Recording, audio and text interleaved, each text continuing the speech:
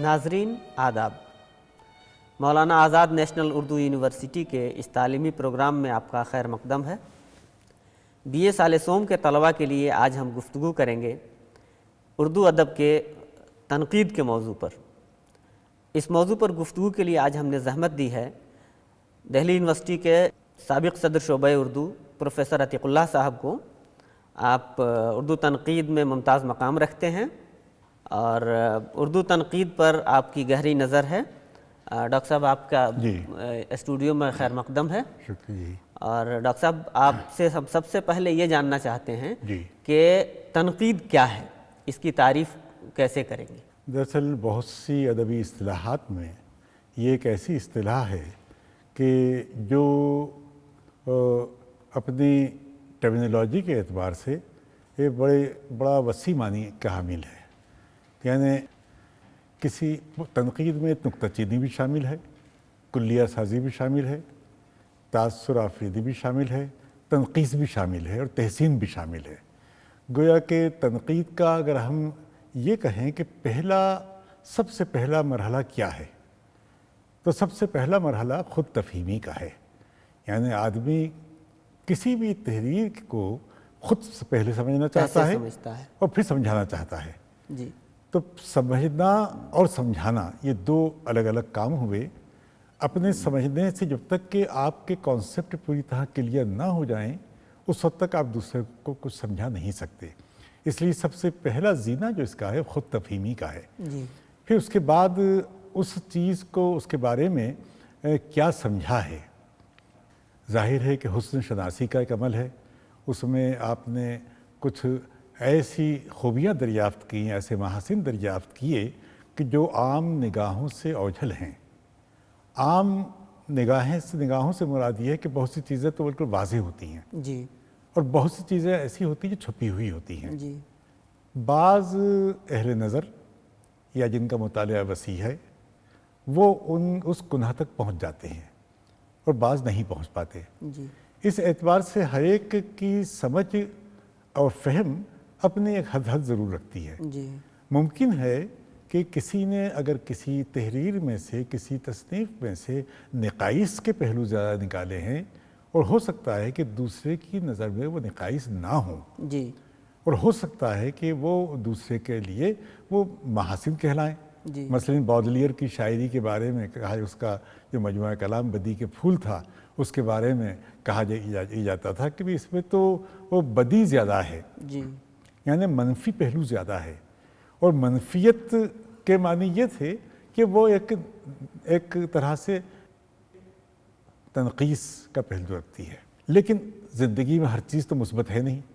बहुत सी चीज़ें ऐसी हैं कि जो कि मनफी होने के बावजूद हमारे ज़िंदगी के लिए ज़रूरी हैं। इसी तरह से इस ज़िंदगी के वो पहलू जिनको हम डार्क कहते हैं, तारीक कहते हैं, उसकी नुमाइंदगी अगर कोई अदीब करता है तो ये ज़रूरी नहीं है कि वो लफ्ज़ कहलाए।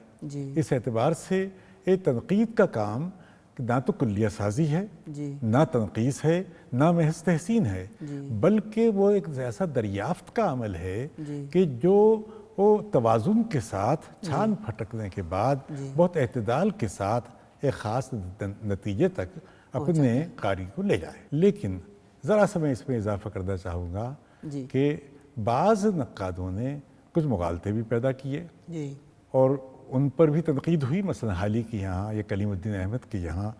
तो हर बड़ी तनक़ीद जहाँ बहुत से मुगालते पैदा करती है वहाँ बहुत से मुगालते रफ़ा भी कर देती है।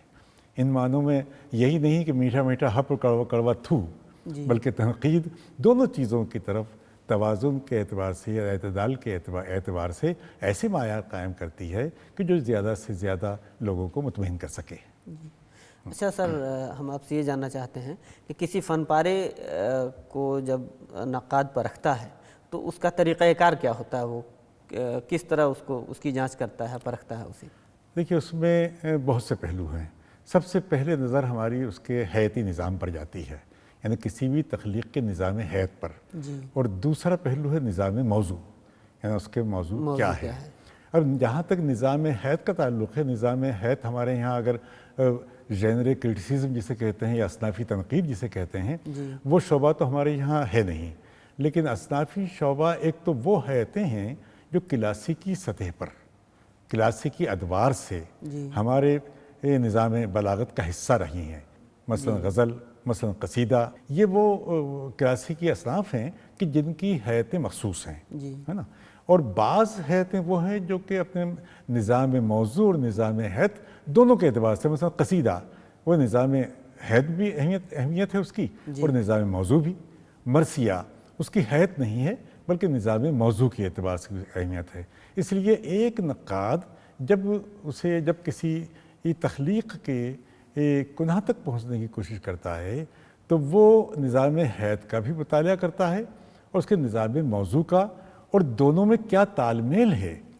کہیں ایسا تو نہیں ہے کہ صرف وہ لفظوں کا ایک کھیل بن گئی ہے تخلیق، یا یہ ہے کہ موضوع اس پر حاوی ہو گیا ہے اور وہ موضوع پروپیگنڈے کی شکل اختیار کر لی ہے اس نے، جیسا کہ ترقی پسندوں کے بارے میں کہا جاتا ہے.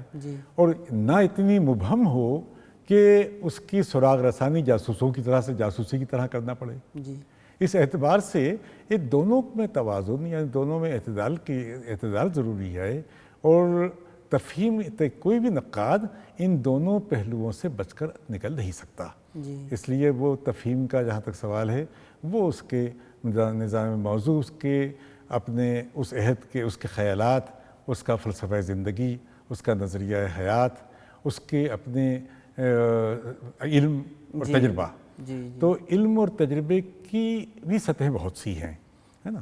اس اعتبار سے اگر ہم بہت زیادہ جو معلوم شخص ہے تو وہ تو ایک ایسا قاری ہوتا ہے جو کہ بہت خاص قاری کہلاتا ہے، وہی خاص قاری نقاد ہے. تو اس اعتبار سے جزوی قاری نقاد نہیں ہوتا، اور وہ قاری جو کہ فل ٹائمر قاری ہے وہ نقاد ہوتا ہے. ان دونوں میں بڑا فرق ہے. تنقید ظاہر ہے کہ ادب میں اس کا بڑا اہم مقام ہے. ادب کی تفہیم میں تنقید کس طرح معاون ہوتی ہے؟ دیکھیے، جیسا کہ ہم جانتے ہیں کہ یہ انٹرپریٹیشن جسے کہتے ہیں، یعنی جیسے تفہیم کے معنوں میں، اور 17ویں صدی سے ایک نیا شعبہ تفہیم کا شروع ہوا جرمنی سے، جس کو ہم ہرمینوٹکس کہتے ہیں. ہرمینوٹکس کو بھی تفہیم کے معنی دیے گئے ہیں. میں نے اسے کے لیے ہرمینیات کہا ہے کہ ہرمینیاتی تفہیم. یہ ہرمینیاتی تفہیم کا تعلق اناجیل کی تفسیرات و تشریحات سے تھا. جس طرح سے قرآن مجید کی تفسیر بیان کی جاتی ہے، اور تفسیر میں بہت سے ایسے مفسرین ہیں جنہوں نے اسے بہت آگے اس کام کو بڑھایا ہے. اور اسی طرح کہ کرسچینٹی میں اناجیل کی جو تفسیرات ہوئیں تو پہلے میڈیول عہد میں صرف لفظی نظام پر بحث کی جاتی تھی. 17ویں صدی سے اس کی تاریخ، لسانیات، لسانی تاریخ، اور وہ اس میں کس طرح سے کوئی خاص لفظ بار بار استعمال میں آیا ہے اور اس کے کونوٹیشنز کیا ہو سکتے ہیں. تو تفہیم میں اس کی بڑی اہمیت ہے. اس لیے تخلیق کی یہ تفہیم اس لیے ضروری ہے کہ ہم ایک تخلیق کو پہلی سطح پر قرأت کر کے اس کے کچھ معنی اخذ کرتے ہیں، دوسری قرأت پر کچھ اور معنی واضح ہوتے ہیں، تیسری قرأت پر اور واضح ہوتے ہیں. اس لیے تفہیم کا عمل ایک سلسلہ جاریہ ہے. اور سلسلہ جاریہ ان معنوں میں کہ بعض اوقات یہ بھی بحث کی جاتی ہے کہ جو تخلیق کار ہے وہی صحیح معنوں میں اس کا مفہوم جانتا ہے اور دوسرا نہیں جانتا. مثلا غالب سے بعض لوگوں نے سوال کیا بھی کہ آپ کی بعض اشعار سمجھ میں نہیں آئے، تو غالب نے ان کی وضاحت کر دی بہت ہی کم سے کم لفظوں میں. لیکن حالی نے انہی اشعار پر تفصیل سے گفتگو کی اور غالب بہت پیچھے رہ گئے. اس کے بعد بھی طباطبائی آئے. طباطبائی نے بہت سی کوتاہیاں بھی نکالی ہیں، لیکن بہت سے نئے معنی بھی نکالے ہیں، نئے گوشے بھی نکالے ہیں. اور یہ سلسلہ ہوتے ہوتے شان الحق حقی تک پہنچتا ہے. اس کے معنی یہ ہوئے کہ تفہیم کا در بند نہیں ہے، وہ ایک سلسلہ جاریہ ہے، اور ہر قرأت کے ساتھ اس کے نئے معنی نکل آتے ہیں، اجاگر ہوتے ہیں. اس لیے ہم یہ کہہ سکتے ہیں کہ تخلیق کی فہم کسی ایک ذہن کا نتیجہ نہیں ہوتی، بلکہ کئی ذہنوں کا عمل ہے. اور وہ کئی ذہنوں کا عمل سے معنی یہ ہیں کہ وہ کئی زمانوں سے ہوتا ہوا ہم تک پہنچ رہے ہیں. جیسے ہم بھی نہیں چاہتے کہ وہ غالب جو 19ویں صدی کے غالب تھے وہ 19ویں صدی کے رہیں. ہم تو یہ چاہیں گے کہ 20ویں صدی میں ہم ہیں تو 20ویں صدی کے غالب کہلائیں. اب 21ویں صدی میں آئیں تو ہم یہ چاہیں گے کہ غالب 21ویں صدی میں کہلائیں. یہی اناجیل کے بارے میں ہوا ہے, یہی قرآن کی تفسیرات میں ہوا ہے کہ ہر زمانے میں ان کی تفسیر میں توسیع پیدا ہوتی گئی ہے اور نئے نئے معنی اس میں سے برآمد ہوتے چلے گئے ہیں. انہی معنوں میں تخلیق کے لیے بھی کہ تخلیق کی زبان بھی ایک اعتبار سے وجدانی زبان ہوتی ہے, اور وجدانی زبان خالصتاً سماجی نہیں ہوتی. اس میں بہت سے کونوٹیشنز ہوتے ہیں, یعنی تعبیری معنی ہوتے ہیں. جہاں لغوی معنی ہوگا وہاں ایک ہی گہرا معنی ہوگا, اور جہاں تعبیری معنی ہوں گے وہاں پر کئی معنی ہوں گے, معنی کے گچھے ہوں گے, یعنی کلسٹر آف میننگز. اب کلسٹر آف میننگز میں معلوم ہے فیروز صاحب نے ایک میننگ برآمد کیا, اور اس کے بعد ختم معنی ختم. اس کے بعد معلوم ہوا کہ احمد صاحب آ گئے, اس کے بعد زید آ گئے, اس کے بعد بکر آ گئے, اس میں وہ اضافہ ہوتا چلا گیا معنی کا. ہر قاری اپنی ذہنی استعداد کے مطابق اس سے معنی اخذ کرتا ہے. وہ سلسلہ اگلا قاری اس میں آگے بڑھاتا ہے, ہے نا. تو یہ سلسلہ جاری رہتا ہے, جاری رہنے والا عمل ہے. اردو میں تنقید کے مختلف دبستان ہیں, تو ہمارے طلبہ کو آپ بتائیں کہ یہ مختلف دبستان کون کون سے اہم دبستان ہیں. سوال بڑا تفصیل طلب ہے, جیسا آپ نے بتایا بہت تفصیل طلب ہے, اور یہ جیسا کہ ابھی میں نے عرض کیا کہ اس کا تعلق علوم کے ارتقاء سے ہے. جو جو نئے نئے علوم پیدا ہوتے چلے گئے انہی کے تناظر میں تخلیق کو سمجھا گیا. ان معنوں میں یہ تصور بنیادی حیثیت رکھتا تھا ہے کہ ادب زندگی سے گہرا تعلق رکھتا ہے, یعنی ادب کی بنیادیں زندگی میں ہیں. زندگی جب تبدیل ہوتی ہے ادب بھی تبدیل ہوتا ہے. ان معنوں میں اگر دیکھا جائے تو 19ویں صدی میں اگر ہم حالی کو ایک سماجی نقاد کا نام دیں کہ انہوں نے بار بار سوسائٹی کا ذکر کیا ہے, حالانکہ اس وقت سوشالوجی نام کا کوئی علم آیا نہیں تھا, لیکن کلچر پر بحثیں اور سوسائٹی پر بحثیں شروع ہو چکی تھی. سر سید احمد خان نے بھی سویلائزیشن اور کلچر کے لفظ استعمال کیے ہیں, اسی طرح انہوں نے سوسائٹی کا لفظ استعمال کیا ہے. تو جب حالی نے مقدمہ شعر و شاعری لکھی تو وہ ان کے ذہن میں یہ نہیں تھا کہ میں کوئی تنقیدی کارنامہ انجام دے رہا ہوں, وہ تو صرف ایک مقدمہ تھا ان کی شاعری کا, دیوان کا. اور شاعری کی تفہیم کے لیے انہوں نے اپنی یہ باتیں رکھی تھیں, لیکن ہوتے ہوتے وہ خود ایک بہت بڑا کارنامہ بن گیا, باضابطہ کتاب بن گئی.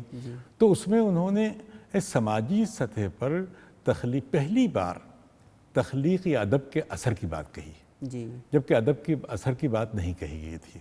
تو ادب کس طرح سے سماج پر اثر انداز ہوتا ہے اور کس طرح سے سماج ادب پر اثر انداز ہوتا ہے.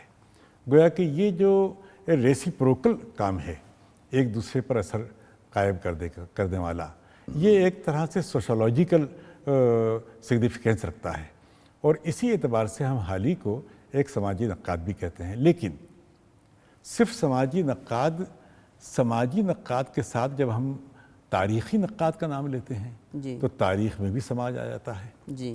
یہ دبستان ایسے نہیں ہے کہ آپ اس بیچ میں دیوار کھڑی کر دیں, اس میں بالکل باریک سا ایک پردہ ہے جو کبھی ہوتا ہے نظر آتا ہے, کبھی نظر نہیں آتا ہے.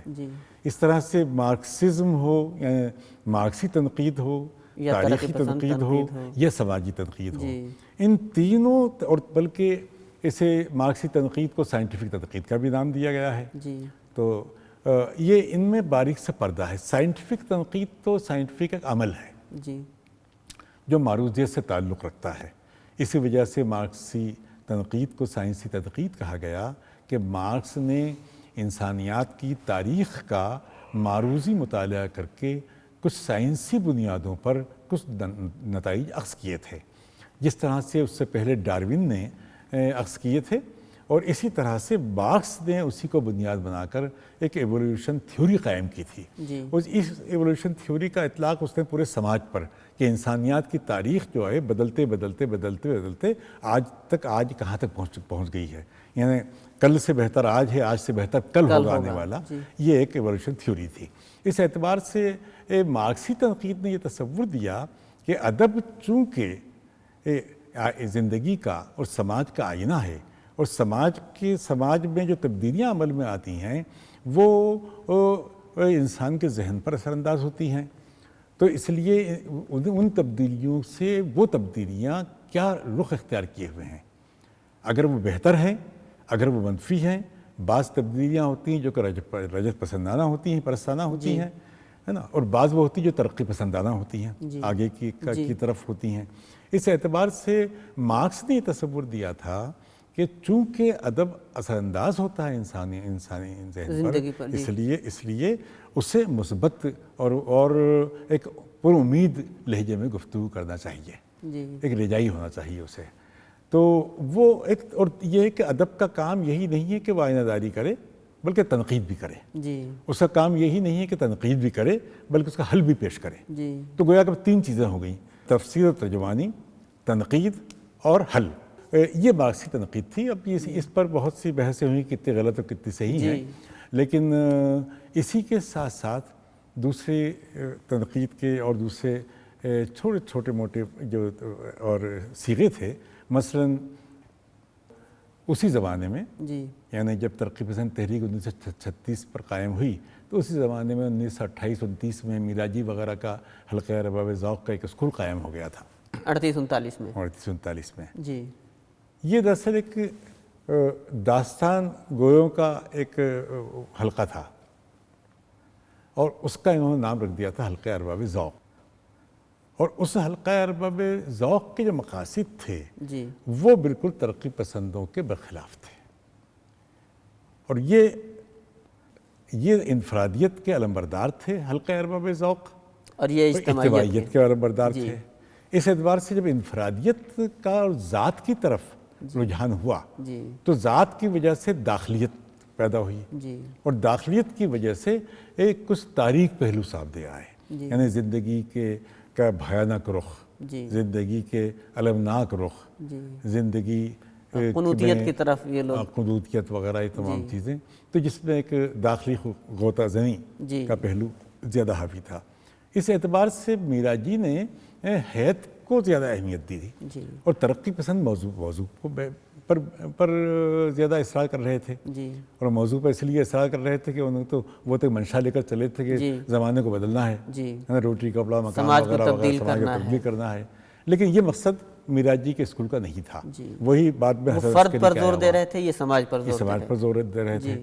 اس وجہ سے میراجی کا اثر ترقی پسند تحریک کے زوال کے بعد زیادہ اثر قائم ہوا، کیونکہ ترقی پسند تحریک کے مبلغین کا حلقہ بہت بڑا تھا اور یہ بہت بلند آواز میں بات کرتے تھے.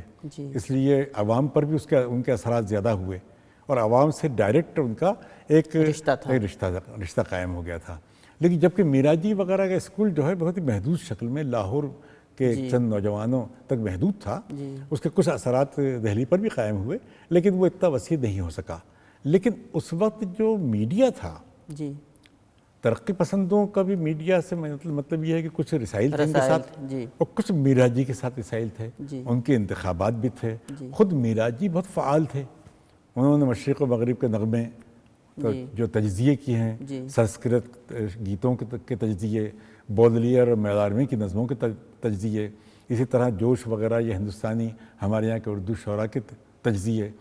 تو یہ تجزیے انہوں نے پہلی بار یہ تصور قائم کیا کہ بھئی کسی نظم کا بھی تجزیہ ہو سکتا ہے.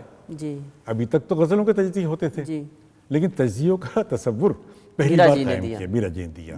دوسرا تصور دیا کہ جب افسانے سنائے جاتے تھے تو افسانہ گوئی کا تصور نہیں تھا، افسانہ سنانے کا تصور دیا اور افسانے پر بحث کا تصور دیا. ان کا بھی تجزیہ ہوا، محفلوں میں افسانے سنائے جاتے تھے. تو تنقید کو ایک طرح سے فکشن کی طرف رجوع ہونے لگی.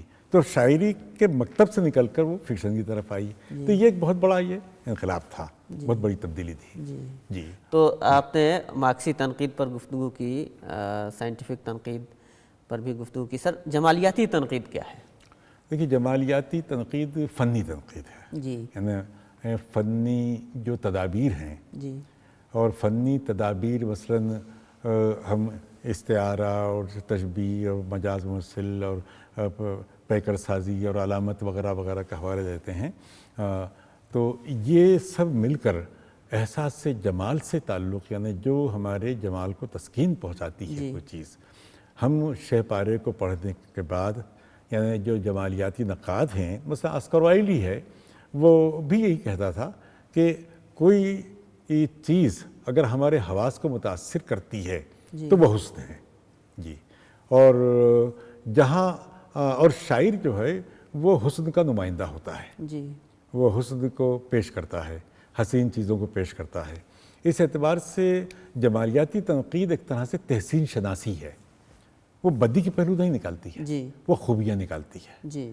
اور خوبیاں نکالتی ہے اور آئی نیس حاوی ہوتی ہے اس پر. اور اس میں بھی خاص طور سے زبان کی خوبیاں، زبان کی خوبیاں، اسلوب کی خوبیاں یہ زیادہ نکالتی ہے. لیکن وہ ابھی اب تک پہلو ہے. مثلا تاثرات کو جو ہم کہتے ہیں تو تاثرات تو یہ ہوتا ہے کہ وہ ہمارے ذہن پر جو تاثرات مرتسم ہوتے ہیں جی قرأت کے دوران، جی ان کو ہبہو نقل کر دینا. ہاں، یہاں بات آ گئی تاثراتی تنقید کی، تو اس کی بھی وضاحت آپ فرما دیں. تو تاثر آفرینی یعنی جیسا کہ میں نے عرض کیا کہ سب سے پہلا تنقید کا جو عمل ہے وہ تاثر سے شروع ہوتا ہے. جی. لیکن پہلا تاثر ہی آخری تاثر نہیں ہوتا. جی. اس میں تبدیلیاں آتی بلکہ رہتی ہیں، تبدیلی آتی وقت کے اعتبار سے، جی. قرأت کے اعتبار سے. تو یہ نقاد میں اس کی صلاحیت ہونی چاہیے کہ بہت سے تاثرات کی چھان پھٹک کے بعد کون سا تاثر ایسا ہے کہ جس کو ہم اعتبار انگیز کہہ سکیں، جس کو اعتبار کا حامل قرار دے سکیں. جی. اس لیے اس تاثراتی تنقید کے معنی صرف یہ نہیں ہے کہ ہم نے فراق گورکھپوری کے بارے میں کہا بھی تاثراتی نقاد ہیں، انہوں نے فلاں فلاں فلاں میر تقی میر وغیرہ پر تاثرات کا اظہار کیا ہے. ایسا نہیں ہے، بلکہ تاثر ایک علمی ایک صاحب علم نقاد، ایک صاحب مطالعہ نقاد اگر ہے، اس کے تاثر میں اور ایک عام قاری کے تاثر میں فرق ہوگا. ایک وہ نقاد جو کس کا علم بہت محدود ہے، جی. اور ایک وہ نقاد جس کا لامحدود ہے. جی. ایک وہ نقاد جس کا صرف اپنی زبان سے تعلق ہے. ایک وہ نقاد جس کا دوسری زبانوں سے بھی تعلق ہے. ایک وہ نقاد جس کا صرف اپنے نظام بلاغت کا علم ہے. اور ایک وہ نقاد جسے مغربی بلاغت نظام کا بھی علم ہے. تو اس میں بڑا فرق ہے ان کے تاثرات میں. اس اعتبار سے ایک کا تاثر ایک محدود تاثر کہلائے گا اور دوسرے کا تاثر زیادہ وسیع کہلائے گا، اور وہ زیادہ اس میں اعتبار کی سطح زیادہ واضح ہوگی، نمایاں ہوگی. اچھا، حیاتی تنقید کیا ہے سر؟ حیاتی لوگ یہ سمجھتے ہیں کہ حیات کے معنی صرف حیات ہے، یعنی شکل ہے اس کی. یہ نہیں، حیات جو ہے یہ موضوع اور حیات دونوں کی وحدانیت کا نام ہے.